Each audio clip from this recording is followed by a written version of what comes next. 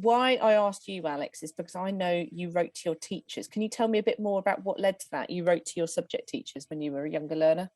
Yes, I did. So I was diagnosed late on in high school, my second day of year 11, to be exact, because my vision got a lot worse in lockdown 1 through having to use my laptop a lot more. And each day, I'll demonstrate with my iPad, I started off at normal, and then it just got closer and closer and closer till I was practically nose to it. And I'm an identical twin, and my sister had been having orthoptics appointments at our local hospital, and because we're identical twins and the condition that we share is genetic, my parents decided to both get us diagnosed through Birmingham Children's Hospital. And I really struggled with teachers believing me about my VI needs, because some of my teachers had known me since I was 11 years old.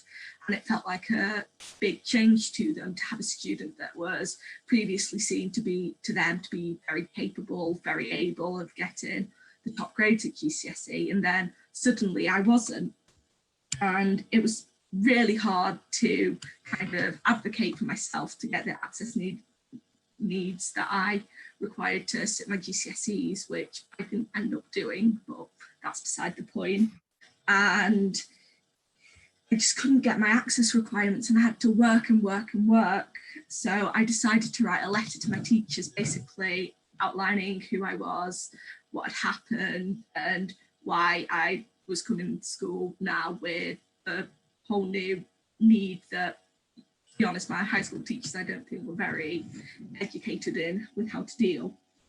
And I disclosed my access needs and explained that it may take more time for me to grasp certain topics, that I would need extra time, that I may need to be missing certain lessons for low vision assessments, for functional vision assessments, for orthoptics appointments, and that I'd have a lot more difficulty deciphering detailed information such as graphs, such as reading angles in maths, orthographic drawings as I took engineering at GCSE, and how to read scale on a ruler, because the nature of my condition, as it's central vision loss, it's detailed vision.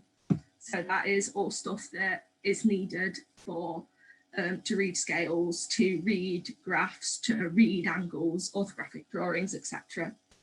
And I came to quite a few challenges that I'd never have to deal with as a sighted person. So I had to learn how to advocate for myself. Normally, I'd just be able to talk to, say, my mum and my dad, and they'd say, oh yeah, we'll get this sorted for you. And that relatability is really important to me. I wanted to relate to someone with this. And even though I had an identical twin with the same condition, I really wanted that community of VI people that knew what I was struggling with.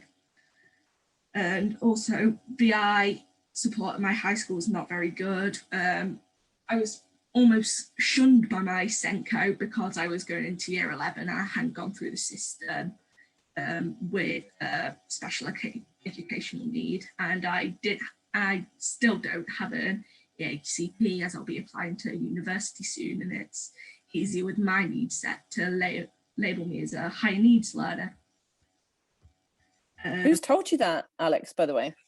My local QTVI, we've decided as a family that it'd be easier to label as higher needs learner and then apply for university using, I think it's DSA or something like that. Yeah, that's great. Yeah, I can understand. And also, I suppose at this stage, you're kind of thinking, would an EHCP and going through all of that even be helpful? It can be a bit of a paper exercise, but you're right. You're still completely eligible for DSA.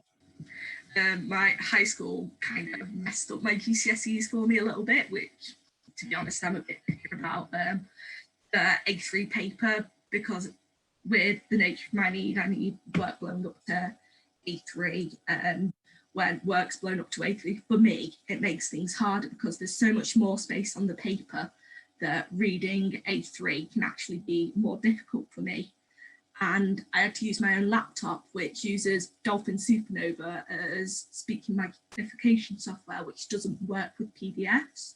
So quite a lot of the time through my exams, I had to have a reader sat with me reading my exam papers to me, which I know that it shouldn't have bothered me, but considering that the diagnosis was still really fresh, it felt really humiliating at that point. Even though I was in a separate room with other people with SEN needs, it was just really, really difficult. And then moving to college, my laptop from the council broke on my last day of year 11. So we had to get all that sorted and paperwork transferred. And college is such a better environment for me, but I still felt really isolated, and that's kind of spread on to not being able seeing my friends pass their driving test. It can feel really isolating because all your friends are asking, particularly adults, are asking you, oh, when are you going to start driving? And you either say, oh, I don't want to, or you disclose. And I find that to be quite tricky. Even though I've been with this for sort of 18 months, I still find it tricky saying to an adult, oh, look, I've got a vision impairment, that won't happen for me. And it can still be difficult to explain.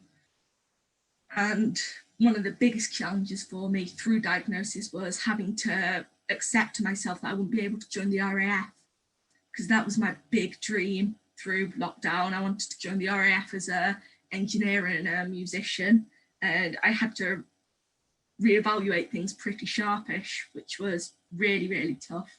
I didn't get a lot of support with that through high school. And ways that I've managed to overcome this is through mentoring schemes, which have been brilliant. I absolutely love my time with the Look mentoring schemes, and also the children and young people Zoom calls from run by Babna and the Stargarts Connected team. That's been absolutely fantastic for me, because I've met people my age with Stargardt's disease, which is my vision impairment, and connected with them. We've shared experiences. We had a Paralympian on a call that was talking to us about his experiences, and it's just been fab. And then my lovely QTVI at college. And what happened when you wrote your letters to your teachers at high school? Do you think any of them took it on? Did any of them come and talk to you to acknowledge it? The closest I got to that was, I remember telling my physics teacher in year 11, who I was very close with throughout high school, that I was going to the hospital.